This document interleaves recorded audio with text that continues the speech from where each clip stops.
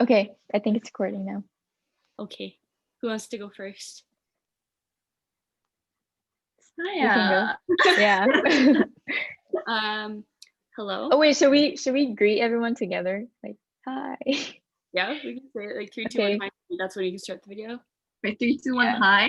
Or hello. Yeah. Hi or Okay. hello. Hello. Okay. Countdown. So awkward. Okay. 3, 2, 1. Hello. That didn't work. It's okay.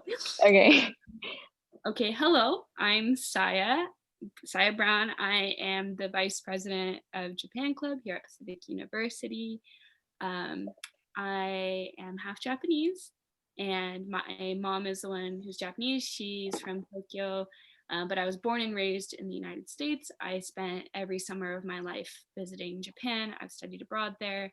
I am bilingual, but I don't read or write very well, so that's my one little flaw as a Japanese person. But I grew up super bicultural and bilingual, and I feel super deeply rooted to my Japanese culture. So I'm excited about what we're going to talk about today. Oh, piggyback. Mika, go ahead. Hi. I'm the treasurer of Japan Club. I'm also half Japanese. I grew up in Nagasaki, Japan, and I attended American school in the military base there, so that's why I speak English and Japanese. That's about it. May. Hi, I'm May. I'm the secretary of Japan Club. I was born and raised in Osaka, Japan. My dad is American and my mom is Japanese. I grew up speaking both languages with my parents, but I attended a Japanese public elementary school, went to Saturday school every Saturday to learn English. Then I went to a sort of international middle school and part of high school, where I also learned English. And then I moved to California for my last 2 years of high school. And then I'm here in Oregon now. So the people who are watching this will know that we are both similar and very diverse in our backgrounds. So even though we're all half Japanese, we have a lot of things that we can definitely like compare and contrast. So first question I have is, do you guys feel more comfortable speaking either language since we're all bilingual? For me personally, I spoke Japanese better than English until I was about 6. I went to an immersion school until I was about 6. So because of that, a lot of I express my feelings better in Japanese and all my initial thoughts. So if I'm cold or hot or sad or moody or fired up, all that comes out better in Japanese, but everything else is better in English because all of my higher education was in English. Yeah, I kind of feel similar to Saya because I spent my childhood in Japan. In elementary school, everyone around me was Japanese, so that was the language I spoke most often. So yeah, so whenever I have emotions, my initial thoughts are pretty much always in Japanese. But from middle school and then especially from high school when I moved to the US to finish up high school, that's when my academics got a lot better in English. So now I kind of feel almost uncomfortable writing essays in Japanese, whereas in English, it's more academic, strong in academics than expressing emotions. For me, my first language was Japanese because I attended Japanese kindergarten. And at home, well, my mom speaks Japanese and my dad speaks English, but my dad rarely speaks, so I just speak Japanese at home.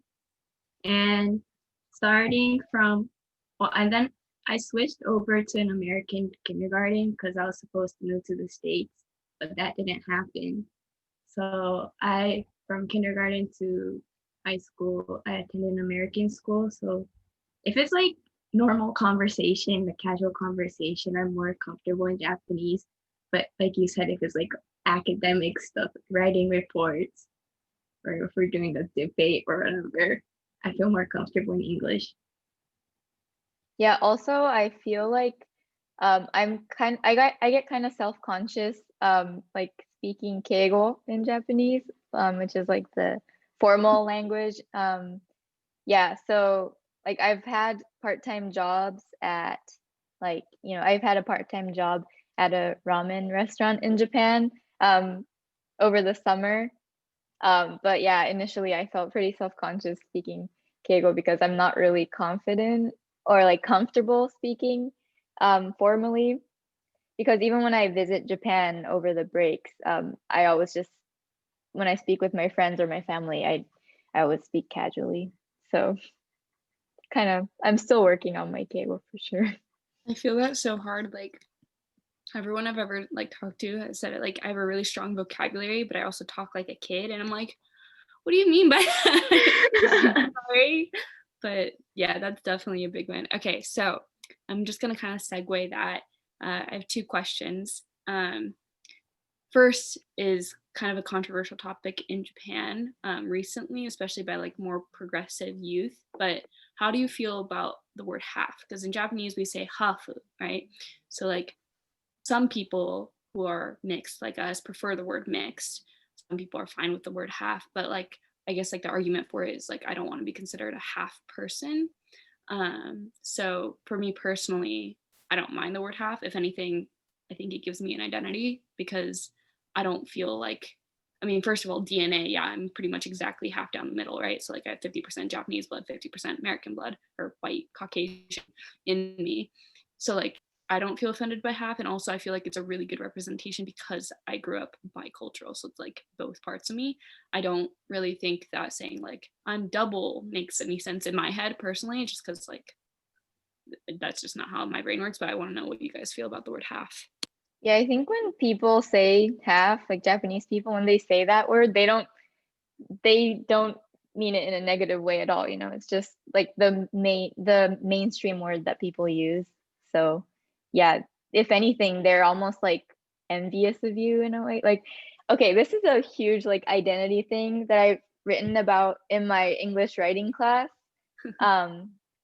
But like growing up at a Japanese elementary school, yeah, at least from till like third grade, people like I often felt self-conscious about being half because like I wrote about this story in my paper, but like I used to take swimming lessons and we had these name tags on our swimming suits, and every lesson the coach would call each of our names, and my last name is Murakami Smith, so it sounds a lot different from like a typical Japanese last name. So whenever he would call my last name, everyone would like look at me, and I hated that so much. Like I felt so self-conscious. Yeah, so I would always like hide my name tag with my arm because I didn't want people to see that. But yeah, like weirdly, for like the last half of elementary school, I feel like people changed from like, kind of like at least I felt like I changed from being like embarrassed about being half to like kind of being proud of it, because the people around me started like feeling like they started treating me differently for sure. Like yeah, I think in they Japan would. there's a lot of like, oh, being half is like, especially like when we were younger, not so much anymore, but at the time it was a lot like, oh, you're so exotic, and like it was a good thing. Whereas in the US, there's a little bit less of that. It was only like Mhm. considered exotic if you were bilingual or bicultural. At that point, you were cool, but like it Yeah, wasn't. If I looking think weird, her name wasn't out of the ordinary here. yeah, I think like it also depends on like what ethnicity half you are. Like if you're half white in Japan, people are like, "Oh, I'm so like wow, I'm so envious of you." But if you're like half, you know, Asian or like not white, people are usually more like judgmental of that. And another, sorry, I'm just rambling. But another thing that people, a lot of half people, experience is if they don't grow up in a bilingual household and they can only speak Japanese, they feel self-conscious because like their appearance looks foreign, but like they can't speak another language. And a lot of Japanese people assume that like you automatically can speak another language. So I've heard a lot of people like feeling self-conscious about that. Yeah, that's for sure. Because I attended a school in the military American base. So like everybody around me was half, but both of their parents spoke English to them. So they only speak English because like within the military base, everybody's American. They only speak English. And then you don't really get the chance to I don't know, like come in contact with Japanese people. Because like if you go to grocery shopping, you don't have like a full-on conversation in Japanese or anything. So like despite growing up their entire life in Japan, they only speak English. So then like they feel really like conscious about being mixed in Japan. I feel like that's hard because like, and actually this segues into my next question, which is, did you ever have an identity crisis, right? Because like for me, I went to an immersion daycare preschool kindergarten. So basically from 8 months old to 6 years old, I went to the same school that was Japanese immersion. So 95% of the kids there were half or Japanese American at least, right? So like that was my normal. So and for me, my mom, I didn't know my mom spoke English until I was 6. Like I knew, but like in my head, my mom, like if I spoke English to her when it was just the two of us, she'd say, how do you say that in Japanese? Like, what are you doing? Why are you speaking English, right? So like in my head, I didn't know that I could speak English with my mother until I was about 6, right? So then I went to school, elementary school, an American one, and suddenly like I was not quite the same as everyone else. And that was like the first moment where I was like, huh. Like, and then even like the other people who were half or mixed or didn't or looked like me didn't speak their language, didn't speak any other language other than English. So like just by being bilingual, I was like this whole different creature that was so like bizarre to other people. And that's when I had like this moment of, oh, I'm different. So that was like my first moment of like identity crisis that I had for sure. So I don't know about you guys, but Yeah, that's interesting because in elementary school, for sure, I felt like an outsider. But then in middle school and like my Japanese, well, international middle school, there were a lot of people like me. So I feel like that was the first time that I really felt like I found people that I could relate to. And then I moved to an American high school, and that was the opposite as like what I had experienced in elementary school, because now I was like the one of the only Asians at my heavily like white and Hispanic town. So yeah, I feel like I kind of like went back to how I felt in elementary school, and like in elementary school I really wanted to blend in with everyone. I didn't want people to like notice me, you know. So I feel like yeah, that side of me kind of came out in high school again. Like I didn't feel like super confident in myself, and yeah, I tended to like not want to be in like the center of attention. Like in kindergarten, all I wanted to was blend in with everyone. But then when I switched over to my American school, my teacher always told me how I needed to be unique and stand out. And I was like, what am I supposed to do? Because like in my old school, they wanted me to blend in. Now they want me to stand up. What? That was my first identity crisis. I think May, you might have felt this too, but for me, especially like middle school, high school, I feel like in the US, there's really no difference. It's just race. The difference is like race, not ethnicity. So like for me, I was Asian, not Japanese. And like I feel like in Japan, there's less of that because you know, with Asians, there's so many different varieties of ethnicities. So when people ask like, what are you? Like you specify by ethnicity, right? Whereas in the US, like you have white, black, Asian, like it gets separated by race. And so for me, my friend group, we had probably 8 different ethnicities, but we were all Asian. So my friend group was called the Asians because we were like, that's what we were. And so that became my identity. And I kind of like I won't say like I threw away my Japanese identity, but like I kind of forgot how important it was to me, because for me, like that's all that people saw, was that I was Asian, not that I was Japanese, and like me being Japanese didn't matter to other people. So I don't know like how you guys felt, like the moment when if you ever felt like you had to pick your culture and identity, like did you ever have that? Like in high school, like I said, the public American high school, there were very, very few Asians. So like people didn't really, like I didn't really have a chance to like share anything about, like my Japanese identity, and people didn't really ask. So I think, yeah, that was like, yeah, I was trying to, blend in more than like share with people. Like people weren't really interested, I would say. When I'm in the States, like, because I don't look Japanese at all. Like people figure it out by my like, gestures and my clothing and all that. But like I feel like I try harder to appear Asian in the US because they don't recognize me as Asian. I feel like if anything, I'm not good at that, because I do look a lot like my mom. Like as I've gotten older, I look a little bit more Japanese now, but I think like I've learned to turn being Japanese as a part of my identity, which I didn't do as much in high school. I had to kind of like tuck that back a little bit and like be more like, yeah, I'm Asian. What are you gonna do about it? Whereas now it's more like, I'm Japanese. Let me tell you about Japan. Let me tell you I'm a Japanese major. And like people get sick of hearing it, but like I'm proud of it now. Whereas when I was in high school, it was a little bit more brought back. Yeah, I used to feel like, I know I look more Asian than white. So here, like people identify me as Asian, which I'm fine with, because I definitely feel more Japanese than American. But there were times in like middle school when, I was in Japan, everyone like envied the, halves.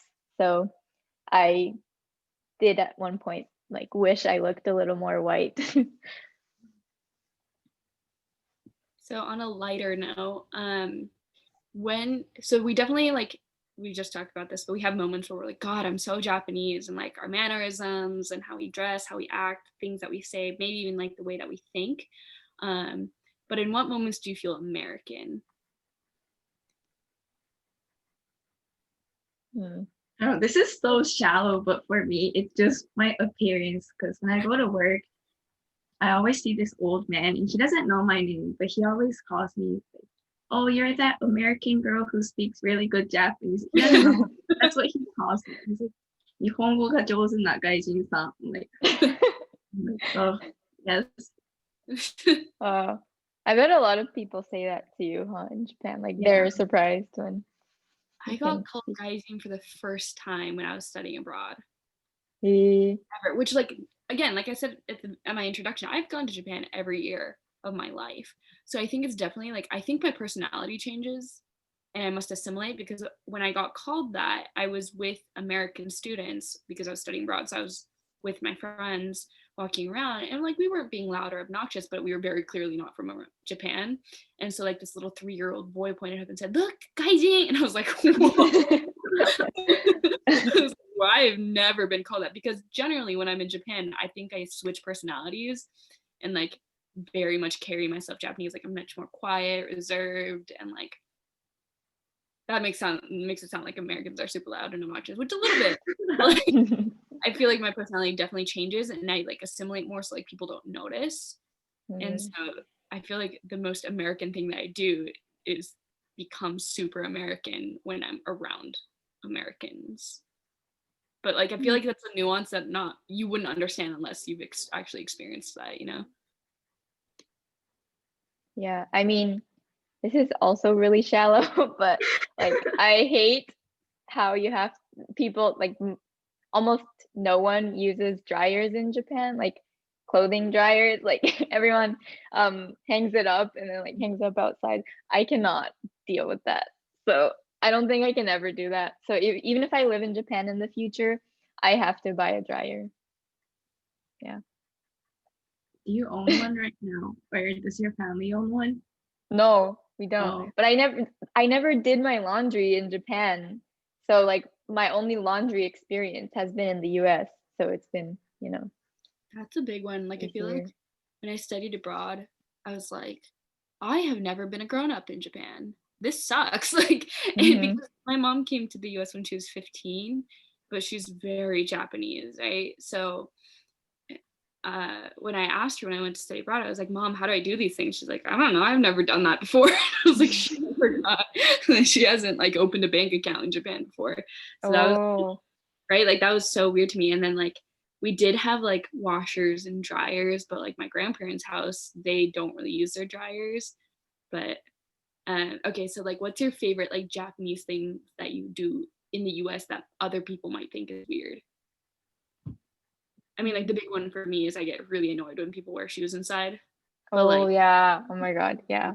yeah, like in the US that depends per household too. That's not necessarily strictly like an Asian/Japanese thing, but shoes is a big one that annoys the crap out of me. Yeah. And some people just walk in, I know they just don't know, and then I feel bad like telling them once they're inside. So I'm like, If okay. it's like a When friend, love I'm like, what are you time. doing? Take those things off right now. But like, Yeah. stranger, I'm like, I'm just gonna Swiffer like a madman later, I guess. Yeah. Yeah. But what other Mm. do you I guys? mean, just like the second you walk into my dorm, it just smells Asian because like we just have like most of our food is Asian. Yeah. Like, yeah. So that's a big one. Just my diet is very Asian. I feel like Like, my roommates have picked up a lot of phrases that I say because, like I said earlier, a lot of like my initial thoughts are Japanese and that comes out of my mouth. mm, So they've all learned the things that I say. And like, the first one is like just like when you pick up a phone and you say moshi moshi, like people pick up on that because it's different. But like now they like recognize it when I say like ow, right? When I'm like ita, like what'd you do? I'm like it's fine, it's just a paper cut, like and I live with 3 boys, so like they've learned urusai, loud, and I'm like, so it's that definitely makes me think like, oh, if other people walked in on this, they'd think it's super weird. It'd be so I confused. reply in Japanese a lot. Like someone will ask me a question, like yes or no question. I'll be like, Yeah. like, what does that mean? Yeah. My roommates have also picked up that I say ha like a lot, which is so rude in Japanese. Like I wouldn't do it around other Japanese like formal people, but I definitely say like ha like a lot to my basically it's my version of saying like say that again. What the F? Like say that again, I dare you.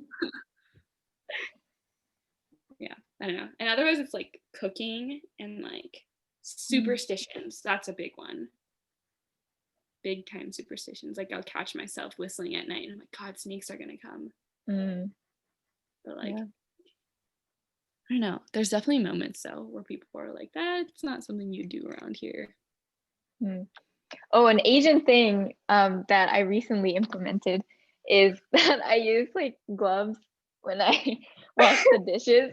I mean, I think this is more of a Korean thing, but God, yeah, we got these really nice rubber gloves.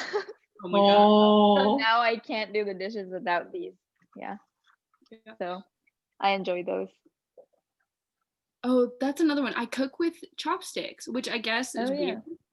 Like the long cooking chopsticks. And like, I don't get why people use forks and tongs.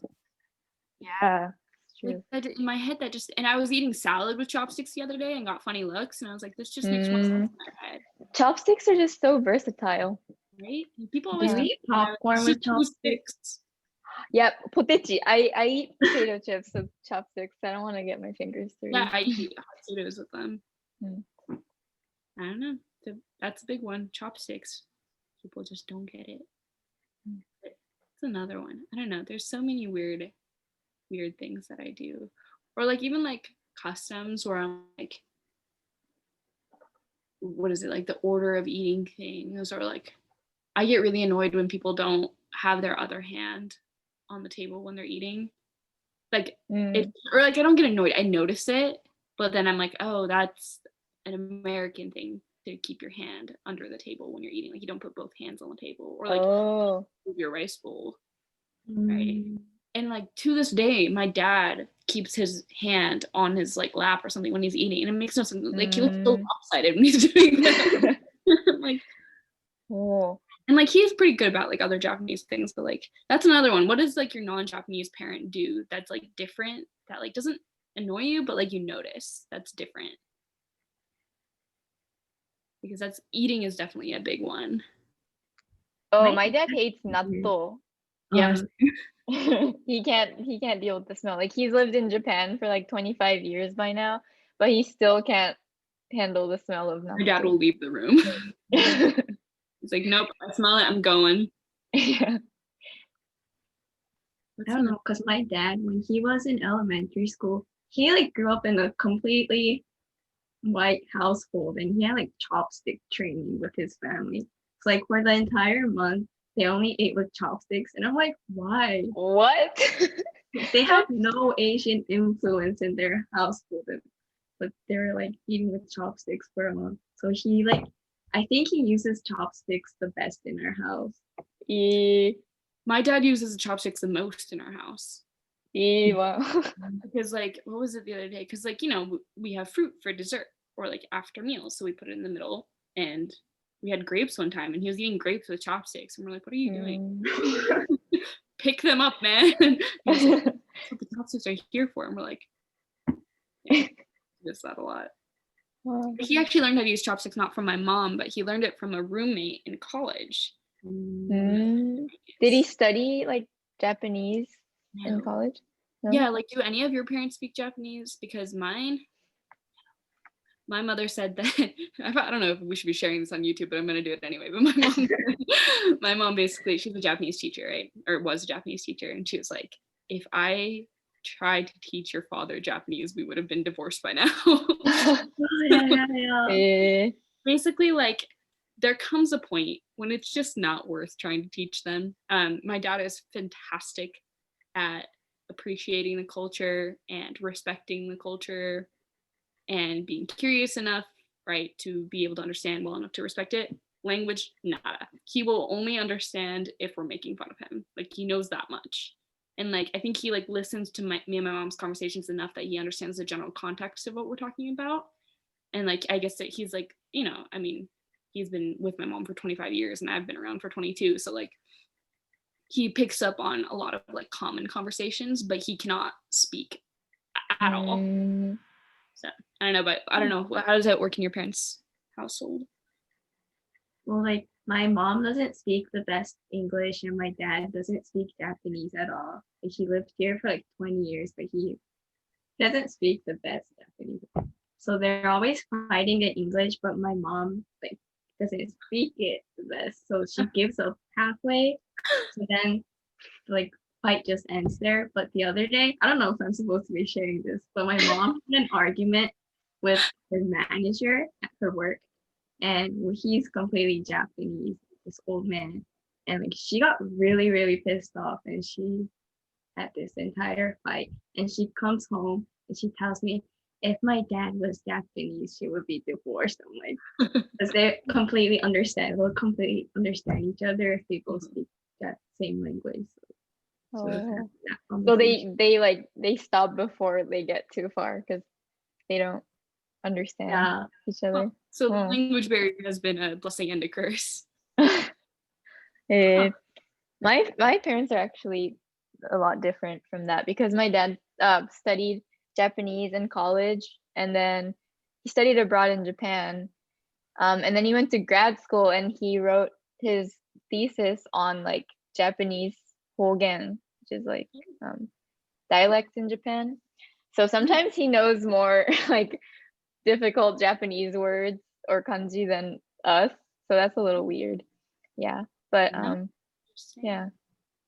then my mom speaks English fluently too, so like my mom speaks English fluently, though I will say, you guys have probably had this too, where neither one of us can come up with the right word in either language.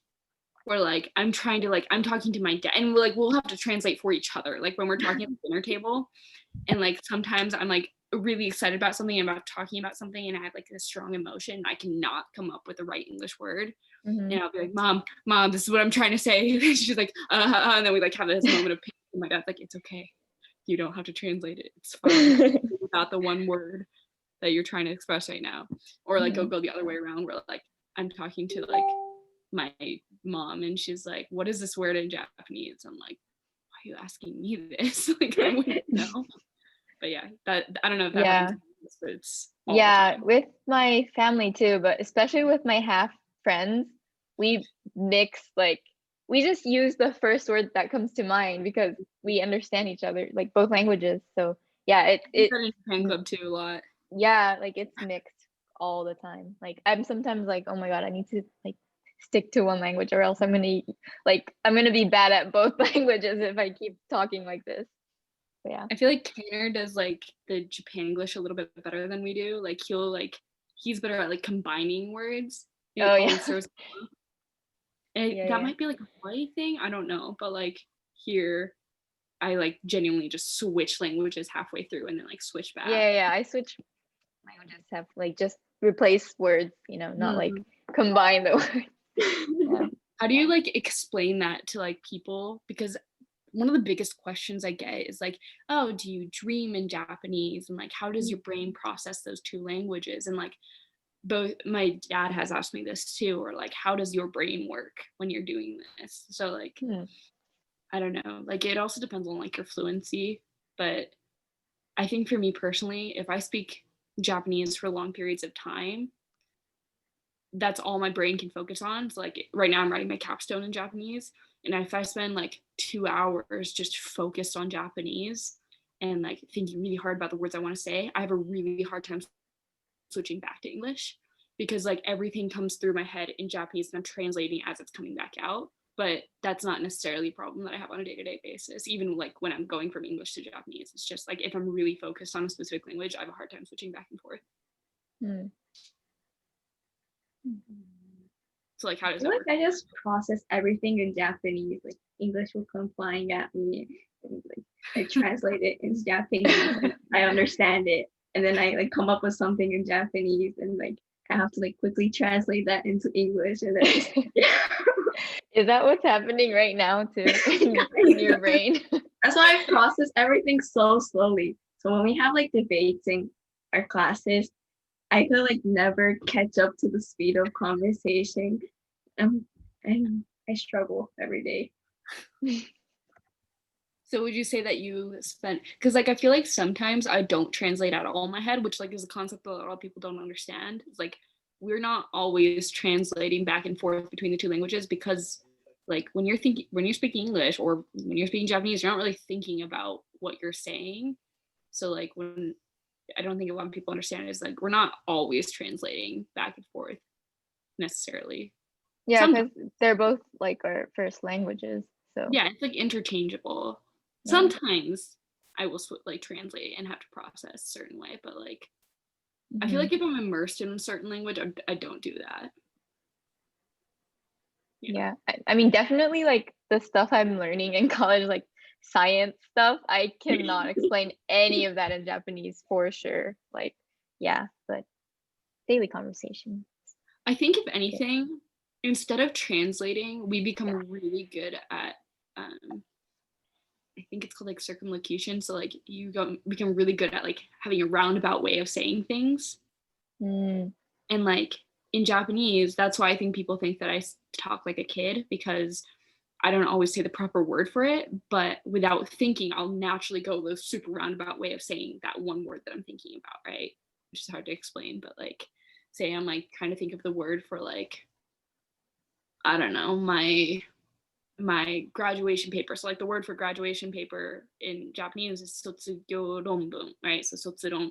But like if I can't think of that word on the fly, I will like naturally just say sotsugyo suru tame ni kaiteru sakun, which is like the essay that I'm writing in order to graduate, right? Like that just naturally comes out. Not necessarily that I'm like translating in my head, but like my brain processes like that's how I'm gonna say it. And so it's like it's really hard to explain. It's not translating. That's just how it comes out. I don't know if that's how your guys' brain work, but that's how I do my language thing. And maybe you guys are doing it without like thinking about it, especially like Miko was saying in English, like maybe that's actually what you're doing. Yeah, I mean, I guess this is not like exactly that, but like when I talk to my Japanese friends, and it's been like, last time I saw them was like in the summer or whatever, they sometimes say words that are like pretty, like I sometimes feel like my Japanese kind of stopped at high school. So like I don't know a lot of like hard words, I guess. So sometimes they like, just throw in a hardish word and I'm like, oh, like I've never used that in my speaking. Like maybe I should study more. Like, yeah. I'm like, oh my God, I don't know Japanese. It sucks when you're like listening to like TV and you're like, yeah, I know what they're saying. And then when you have to spit that back out, you're just like, guys, it's gone. Yeah. Like, I don't know. I understand so much better than I can speak. Yeah. And like when I'm reading Japanese books, there's so many words that I can't, like kanji, that I don't know how to read. So I have to look it up on like Google Translate. And I have to like use the right tool. I do that too. Yeah. So it's like low key disheartening too, because like it's your language, you want to be good at it, and like I'm like super illiterate, like I cannot write to save my life, like handwrite. I can read enough that I can type it down and it's fine, but it's like one of like the biggest things that I've struggled with in college, where I'm like, oh my God, I am not Japanese at all, like it sucks, but I think it's one of those things that you just have to get used to and accept. And yeah, it's kind of sad sometimes because all my friends in Japan are just like going through life in Japan, but like in the longer like I'm away from Japan living in the US, I feel like I'm missing out on more things. And like like my friends are doing shukatsu, which is like job hunting now. So like they're adults in Japan and I'm like that's something I'm not experiencing. So I'm like feel like I'm missing out on a lot of stuff. But we got to experience like prom and like American high school, which is like I feel like it's both like, and we all three of us got to do our Seizinski, right? So I got like they canceled it. Oh, this year? No, it was today. Well, yesterday. Yeah. They canceled it? Not even like postponed? Huh. I saw some my friends in Osaka, they were posting pictures. So it's I don't understand. Some places are doing it, but some places aren't. Yeah, but I feel like that's not smart to do it right now. Like that's a great place to get COVID. Yeah, but I mean, like I feel like with all things considered, yeah, we've had our struggles being half and like being bicultural. I think it's really hard to be bicultural, bilingual, and having to like balance that, because ultimately you are going to miss out on a lot of things on both ends. Yeah, you can't be like perfect in both languages and cultures at like every moment in your life. Yeah, and I think like that's, and I said this before, it's a blessing and a curse, right? Like we're really, really lucky that we are able to experience two different things, and unfortunately as a result we haven't like perfected either, but that's okay. And I think that that's just a whole nother identity, right? That's why I like the word half, right? I think it's cool. I think we're lucky. Yeah, for sure. Cool. That was a fun, productive I don't know, what do we want to talk about next time? We're going to do this again.